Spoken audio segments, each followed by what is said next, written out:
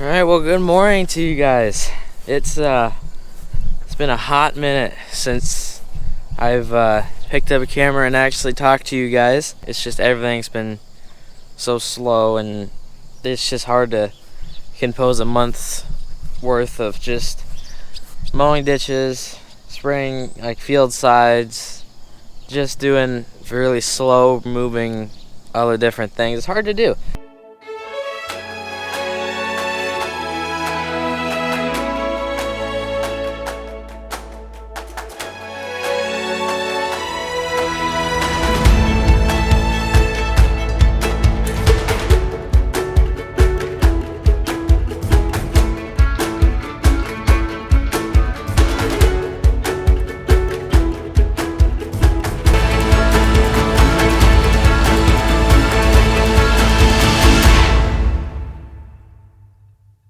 Well, first thing, Dad's grinding on our blades, sharpening them. I was mowing yesterday. I was mowing our yard. I turned it on. It was running fine. Turned it off. So I had to go grab a bone from our dogs out in the yard. And then I went to go put it on, turn it back on after I got back on it, and it started making a really bad clunking noise. This tensioner in here was all messed up, and the spring wasn't set right. So we got that all. We do have that fixed now. But so now we're just gonna sharpen our blades now again. So I'm just gonna scrape off some of this stuff, some of this, this in there, that.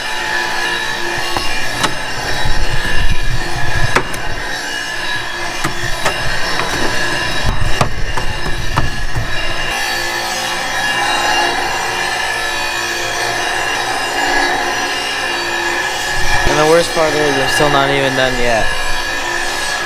I got all that up in here and just little hooky-cooky stuff that I still got left. Alright, so now that lawnmower is all done, and now we can go mow another 20 years with it. So the first big thing that we need to do is replace that auger flighting right there, which is that up there. We got to get up here and put right there. And then we also need a whole new tube, auger tube leading up to that, because that flighting started to eventually wear out. I think it's that tube right down there. And so now that tube is paper thin. It's about pop can thin. And yeah, that flighting's all chewed up and tore up. So now we gotta redo that. So we gotta take out that piece of auger, get it out, put the new one in, and get that piece right down there, and then there's another half piece, I think, right down there. This main drive belt right here, this first one, also has a chunk missing in it. So we gotta get that fixed as well, which we have all the parts for. Obviously we just need to get them in. So that's gonna be the hard part that we gotta get. So we gotta loosen this in a way, and then take it off, put the new one on, then tighten it, and then I already explained how we're gonna do that up there. So, okay, just like that, we got the old unloader tube out, and I didn't film a thing, but also wasn't the most enjoyable thing to even be down in there, and mostly I was climbing in and out, grabbing tools and that kind of thing. So what we gotta do is what I believe is what we gotta do is we gotta take this bearing off right here and put it onto here, along with we gotta put this end piece.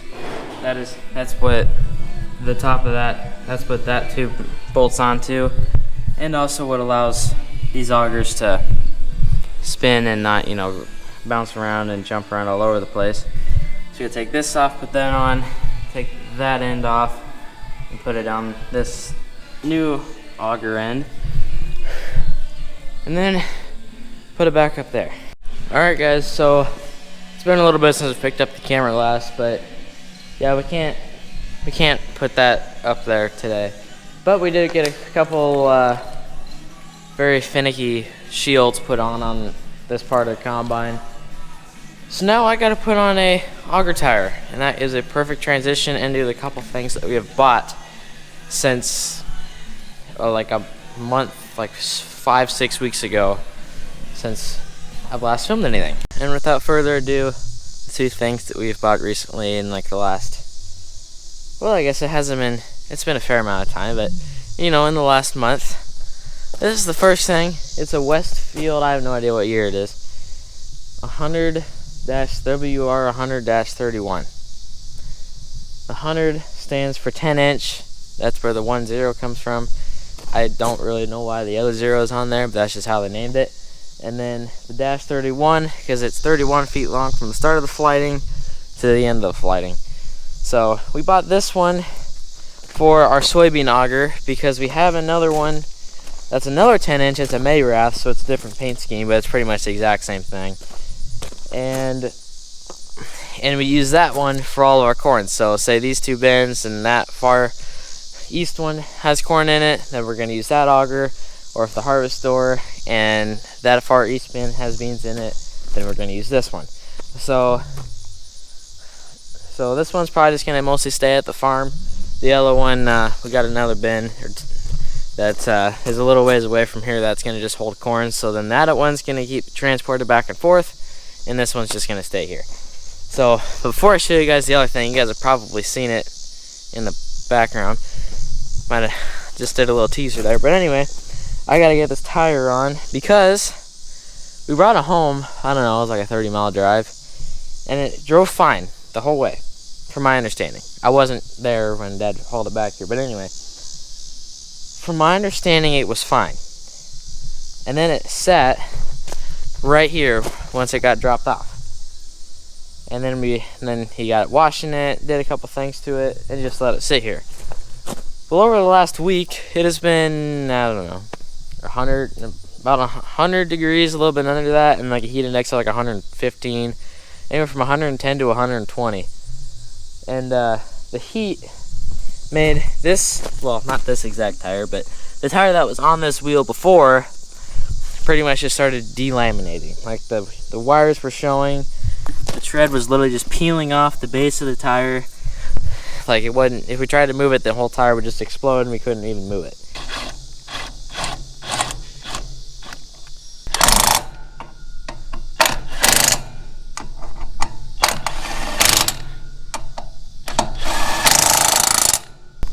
Alright, let's go ahead and drop her down, and should be tight, I think. Hopefully it's going the right direction. I'm not too sure if it's the right or wrong direction. Oh, there it goes. There it goes. Good. It's sitting on its own weight. It means I did something right. I'm just gonna go over and show you guys, you know, the thing that I've been trying to hype you guys up about. It is 9 years old, and it's something that you can drive on the road. Introduce to you guys the new pickup.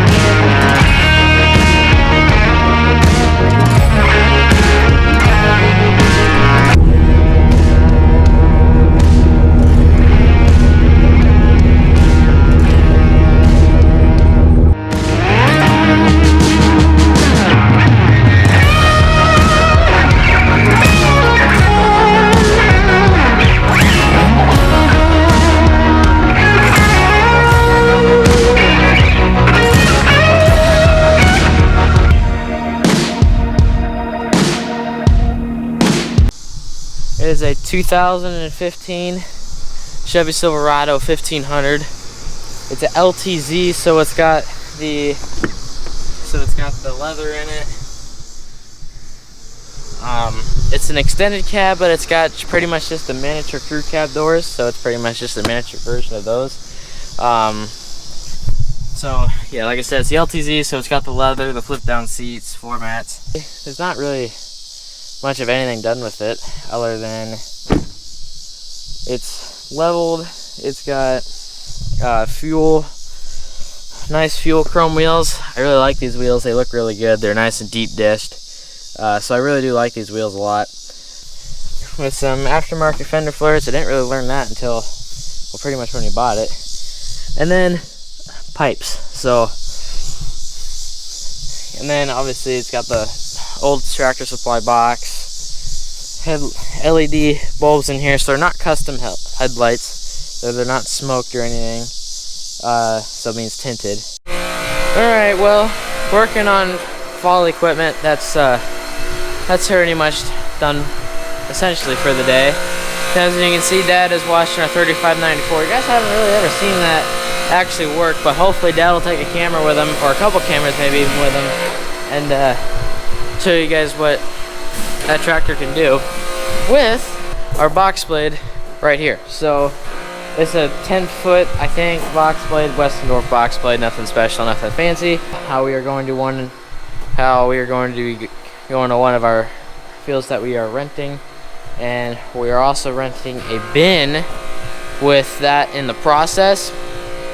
So that's where we're going to put, because that field is actually right around where a couple of our other farms are, and we're just going to put our corn from those farms in that bin, and then we're just going to haul the soybeans back over to here, or haul them to the elevator. I'm not too sure exactly how that's going to work out yet. We're going to take our 3594, bring this box blade with it, and that's going to go down, and it's going to try to level off as much of that area as he can, as good as he can. So then we can put our bin loading and unloading augers in more of an open area, and then it doesn't have to be quite as tight as it had to be before. So, oh, and also we got this fixed. I don't really know if you guys remembered when I had that jack, when Dad had that jack broke, whenever that was. I'm not too sure exactly when that was, but we got that fixed now. Wasn't honestly too bad of a thing, really. You know, we were hooking up the hoses, and we were testing it to make sure everything, you know, all the hoses were set right where they needed to be. And I went to go use this cylinder. There's two cylinders. There's the main raised one, and then you got this one for the tilt. And the raised one was fine, and then I ran the tilt one, and then it was making a bad squeaking noise. We thought at first we needed to grease it, but then we realized this is not that straight. See, it's supposed to be like that the entire way. Instead, it's, you know, not the same angle the whole way around.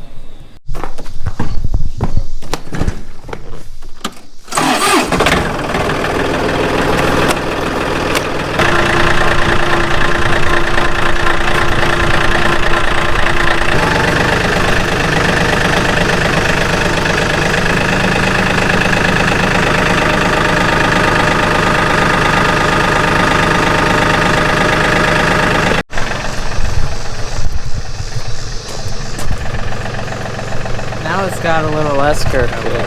Kinker. Maybe we shoot a little lube or something down there. Maybe. It's probably doable. Well, quick little setback. As you guys know, we were going to use this tractor, but then come to find out the air conditioning does not work at all. So he just unhooked the box blade. So now he's getting out the Batwing and the 2294. And then we're just gonna unhook the Batwing right over here, right in front of the 235, just for now. And then, because we definitely won't be needing that tractor for anything anytime soon. At least I really hope not. And the Batwing has been properly unhooked. Now it's time to go on. Yeah, right there.